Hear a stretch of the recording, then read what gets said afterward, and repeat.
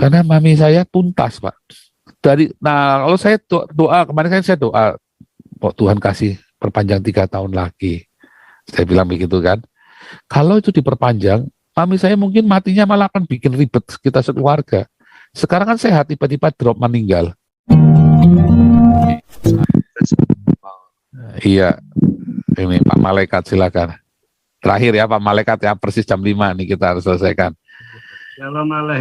Shalom Pak Malaikat. Melek mangkat.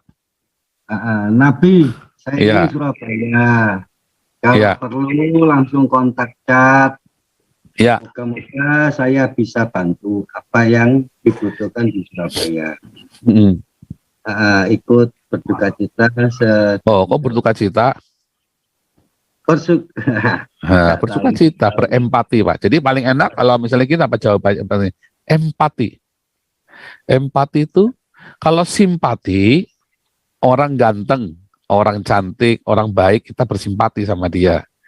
Kalau berempati, artinya perasaanmu apa? Aku ikut sama-sama, sepenang seperasaan. Jadi memang enaknya berempati. Saya berempati denganmu. Nah, itu paling enak begitu ya. Tapi kalau bilang berduka cita, saya nggak lagi kondisi berduka cita. Karena mami saya tuntas, Pak. Kalau saya doa kemarin kan saya doa, kok Tuhan kasih perpanjang 3 tahun lagi. Saya bilang begitu kan. Kalau itu diperpanjang, mami saya mungkin matinya malah akan bikin ribet kita sekeluarga. Sekarang kan sehat, tiba-tiba drop meninggal. Lagi sehat, tiba-tiba drop meninggal. Kalau tiba-tiba sakitnya masuk rumah sakit sampai 3 bulan, kemudian sampai dioperasi ini, diodol-odol semua, udah habis sampai ratusan juta. Apa nggak pusing itu, Pak? Nah, kalau sekarang tiba-tiba drop, tiba-tiba bablas. Padahal kemarin kita masih telepon, masih apa, tiba-tiba bablas. Meninggalnya kayak sirna. Enak toh? Kita semua pengennya meninggalnya begitu, langsung sirna begitu aja, tanpa bikin ribet, tanpa bikin ruwet, tanpa bikin geger di rumah. Haleluya. Nabi, ini kacamata 17 miliar ini, Nabi. Ngeri kali. Saya ya ini saja untuk menghibur Nabiku. Saya ini berangan-angan nanti ditelepon jam tangan 15 miliar. Sembarangan. Ngarep. Anak emas itu kan Dautoni. Dautoni itu kan sekarang gembar-gembar kan bisa melihat visum ya. Oh ibu ini di belakang ada roh gelap, ada kabut. Di belakang lukisan ada wanita dan lain sebagainya. Nah, saya ini mau cerita sama Nabi. Waktu Lukas Hartono, saya melihat di belakang Lukas Hartono itu ada kucing, gitu. Jadi saya lebih peka lah. Jadi ada binatang kucing yang lalu lalang di belakangnya Lukas Hartono. Makanya dia kesambit rohnya kucing itu. Ada aja sembarang. Iya benar. Kucingnya Cleopatra, kucingnya Muhammad ya. Nah, kucingnya Muhammad itu. Nah, gini, Nabi. Saya ini bahasanya itu kayak itu bingung. Kayak koinonia dan lain sebagainya. Terus sangkal diri. Kalau pikul salib itu kita untuk Tuhan itu ngeh gitu loh, istilahnya ngeh. Nah, itu. Kalau sangkal diri menurut saya itu orangnya harus rendah hati, jangan takabur dan lain sebagainya. Itu jadi bahasa itu kadang-kadang saya kurang ngerti. Jadi seperti rajin baca Alkitab. Saya itu memang Alkitab itu boleh dikata sudah sedikit banyak sudah ngerti. Sudah tahu, sudah ngerti pemahamannya. Nah, saya itu seringkali loncat-loncat lihat YouTube dan lain sebagainya untuk Injil termasuk di Nabi 26. Nah, terus masalah di agape itu saya rasa itu saya gabung gini loh, Nabi. Semua itu berbekal kepada kita itu mamon. Jadi mamon, semua itu kuncinya itu di mamon. Kalau kita bisa mengalahkan mamon dengan kuasanya dan kita yakin bahwa musuh terberat untuk manusia saat ini itu adalah mamon. Nah, padahal Tuhan Yesus pun bicara bahwa burung itu sudah dihidupi meskipun dia tidak bla bla bla ya. Dan saya pun juga yakin bahwa bila engkau baik dan benar di hadapanku, jadi per individu, Pak Paul, Nabi 26 juga kepada Tuhannya, mungkin si Bongil juga ada Tuhannya. Jadi saya ini sebetulnya berjalan dalam kehidupan itu dengan rasa ngeh gitu, dengan rasa saya betul-betul cinta sama Tuhan, seperti yang mungkin ada yang ya saya masalah di Pak Darmawan itu, saya waktu itu cuma lihat aja loh, kok ribet gitu, saya ngeh gitu loh, saya telepon dan lain sebagainya bla bla bla, terus saya jadi saya tetap berpedoman bahwa bodoh di hadapan manusia tidak bagi orang yang percaya dan mengandalkan Tuhan. Saya cuma hanya itu. Jadi intinya yang Pak Paul cerita, bagaimana kita agape dan lain sebagainya itu, yaitu kunci yang terberat itu yaitu mamon. Bahkan saya sendiri merasa bahwa saya ini sampah. Saya merasakan sampah dan butiran debu. Pakai contoh kayak puasa gitu ya. Saya kemarin 1 hari enggak megang HP gitu. Saya enggak megang HP. Saya punya HP, tapi saya harus mengekang diri saya. Istilahnya saya dalam katakanlah tergerak hati untuk istilahnya memberikan sesuatu. Saya cuma ngomong, wah kalau saya memberikan sesuatu ya sudah, berarti saya harus makannya saya kurangi dulu, mau jajan dan lain sebagainya. Katakanlah sudah untuk ini saya harus mengurangi jajan, mengurangi belikan apa. Saya anggap itu sederhana semua. Sederhana bagi saya. Asal seperti apa betul. Saya ini seringkali gini, apa betul pendapat saya Nabi 26 seperti itu. Bahkan istilahnya itu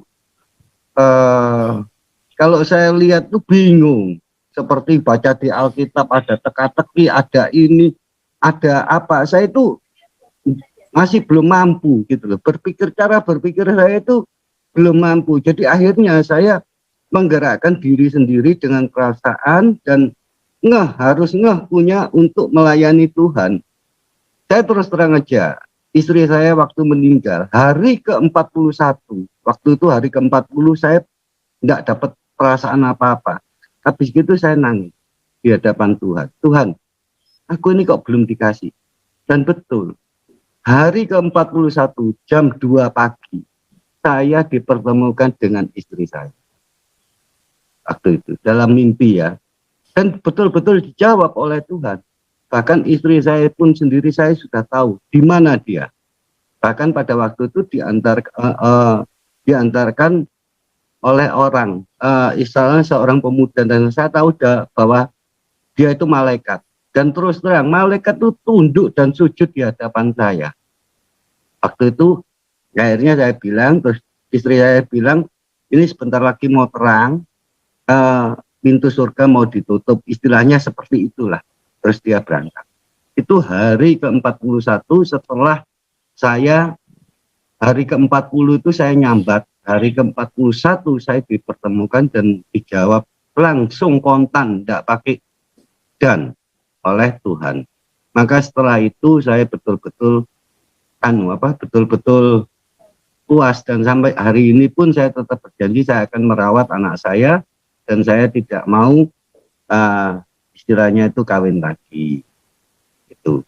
Jadi pertanyaan saya itu kalau dihubung-hubungkan oleh Alkitab terus larikan ke agape itu saya lebih cenderung ke arah mamon gitu. Terus habis itu Roh Kudus. banyak kejadian-kejadian yang aneh-aneh itu, seperti saya kena batu empedu dan oleh Tuhan itu diuculkan, dilepaskan. 3 hari saya harus bayar 40 juta waktu itu. 3 hari, Nabi. Belum operasi, pada waktu itu saya nyambat, Tuhan saya tidak punya uang. Gitu. Akhirnya ya itu dilepaskan, batu empedu saya lepas waktu di RMI. Dah gitu aja, pendapatnya gimana Nabi 26 supaya saya itu tidak bingung lihat kata-kata kayak apa ya koinonia apa, ilat saya itu muter. Nabi, mohon dijelaskan apakah saya secara sederhana itu apa boleh gitu, apa diizinkan. Terima kasih Nabi 26. Maksudnya secara sederhana itu apa, Pak? Secara sederhana kalau saya menafsirkan seperti saya harus baca Alkitab, padahal Alkitab itu saya sering baca dan saya pegang satu ayat. Oh, iya Pak. Buktikan. Kalau kita kan gini, karena kan kita kan apologetik, makanya istilahnya kita sesuaikan. Nah kalau kita bilang gereja, nanti gereja-gereja nggak suka. Sebenarnya kita ini gereja, Pak. Koinonia itu adalah artinya sama dengan fellowship, sama dengan itu ya fellowship. Nah, saya pakai merah tuh ya, fellowship atau perhimpunan.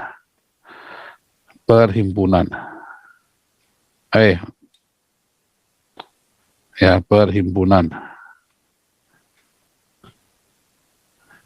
Fellowship, orang-orang bareng-bareng kumpul, koinonia.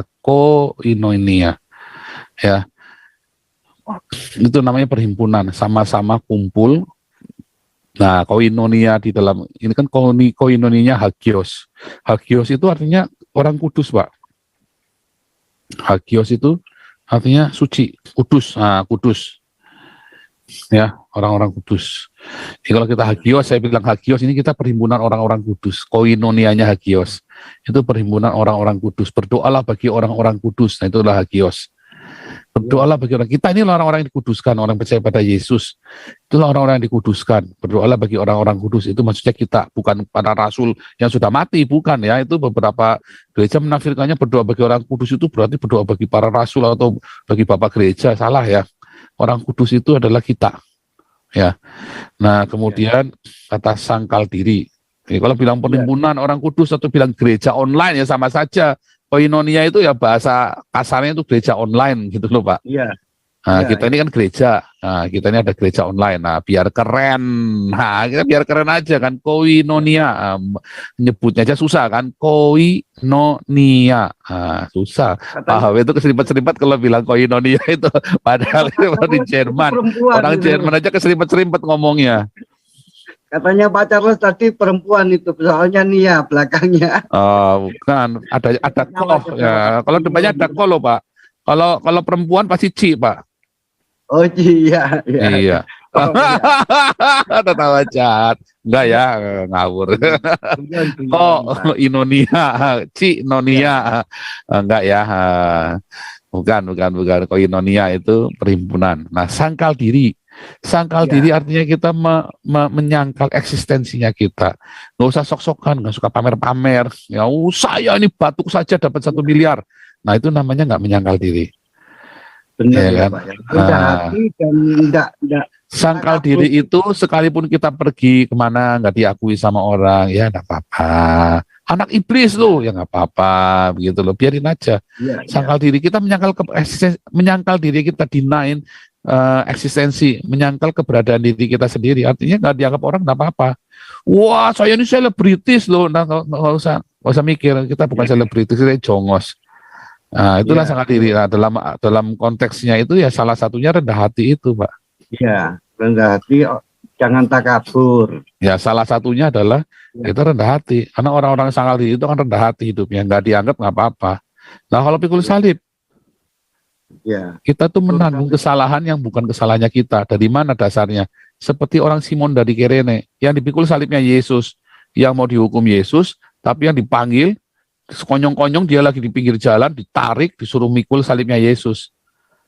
Pikul salibnya tiap hari. Ya kan, pikul salib setiap hari. Kesalahan orang seringkali ditimpakan kepada kita, nggak apa-apa, jangan mengeluh. Artinya orang yang berbuat kita yang kena getahnya, seringkali kan begitu kan, nggak apa-apa. Kita difitnah sama orang itu kan pikul salib. Ya kan, kita difitnah, kita nggak apa-apa. Itu kan pikul salib. Ya kan? Ya, ya.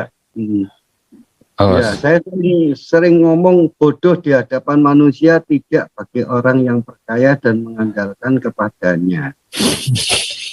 ya, saat kita difitnah, saat kita dikata-katai, dimaki-maki, ya kan, itu kan difitnah, dimaki-maki, ya dijahati, Ya, ya kan, itu kan pikul salib.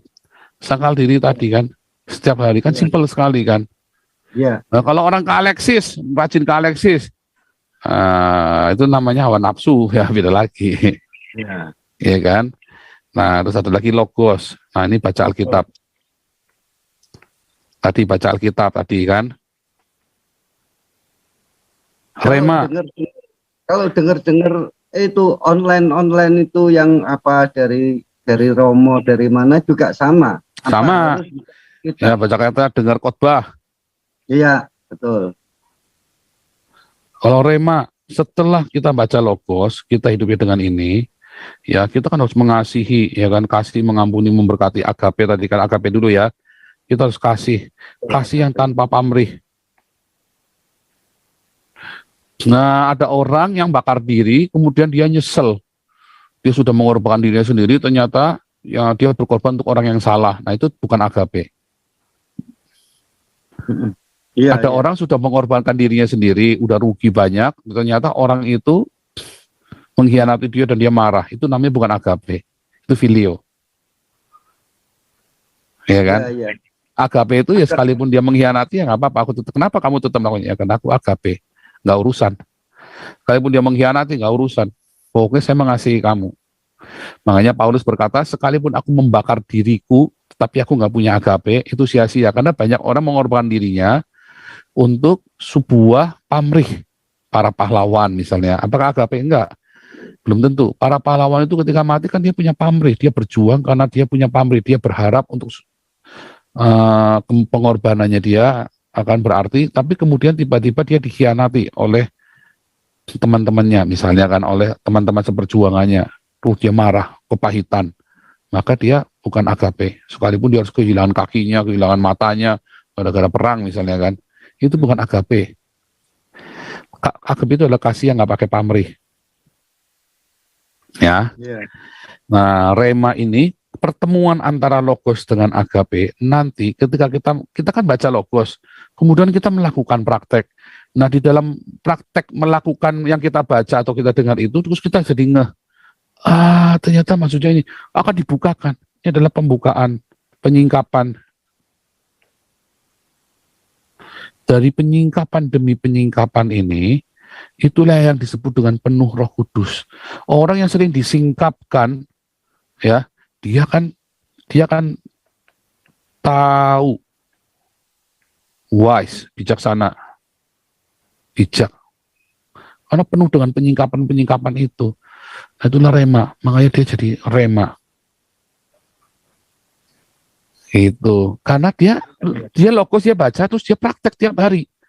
Karena dia praktek, orang kalau belajar doang nggak ngerti Pak. Begitu dia belajar sambil praktek, dia ngeh. Maksudnya ini kan, dia belajar dan dia melakukan. Ngeh Pak. Orang belajar mesin cuma diajari tahu baca, soalnya baca teori macam-macam nggak pernah praktek, nggak. Tapi begitu saya praktek, maksudnya begini, yang ini dimaksud tulisan ini. Nah, itu namanya penyingkapan. Nah, itulah rema Pak. Sampai maksudnya begini, ternyata saya baca muter-muter, begitu saya ngelihat barangnya, saya lakukan, enggak, ini maksudnya ini diputar, dijilat, dicelupin, maksudnya begini, begitu misalnya kan. Nah, tapi karena ini adalah logos, tadi logosnya dari mana nih? Remanya siapa? Remanya teknik mesin, remanya Mario Teguh, remanya siapa? Ada banyak penyingkapan, tapi penyingkapannya siapa? Nah, kalau rema yang dari Yesus itu dari Alkitab, dan kasihnya agape selalu. Karena kita melakukan agape, maka kita baca Alkitab, ada rema itu tadi. Dan orang yang penuh melimpah dengan ini, itu yang namanya penuh dengan Roh Kudus.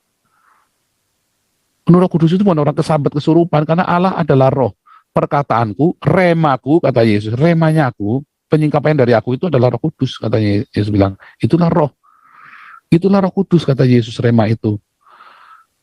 Makanya Allah itu kan kasih. Siapa yang pernah melihat Allah? Nggak ada. Anak Allah, yaitu Yesus, itulah yang menyatakan. Itu apa? Yang menyatakan agape itu Yesus. Jadi kita itu melihat agape, sang agape itulah sang Allah. Di mana ada agape, disitulah ada Allah. Dan Yesus menyatakannya kepada kita. Dia mati walaupun kita nolak pengorbanan itu. Orang-orang Islam ini yang nolak pengorbanan Yesus, ia tetap mati untuk mereka juga sampai mereka mau menerima nanti. Diakonia, bahasa sederhananya adalah sedekah. Besuk di penjara, rumah sakit, itu juga diakonia. Kasih makan. Pelakunya kan diaken. Pelakunya Iya, diaken. pelakunya diaken yang melakukan. Diaken. Marturia, saksi. Kita menyaksikan kebaikan Tuhan dari Logos dan agape ini, remanya itu kita bermarturia, Pak. Saksi. Kayak saya tadi cerita nih loh, saya udah ngalamin sendiri. Saya bersaksi. Itu. Kalau orang Islam, aku bersaksi, ya Muhammad dan Allah, mereka apanya saksi? Saksi itu akan melihat. Saksi ini kan berarti apa? Saksi. Lihat kan? Lihat, alami sendiri, dan kemudian dia ceritakan.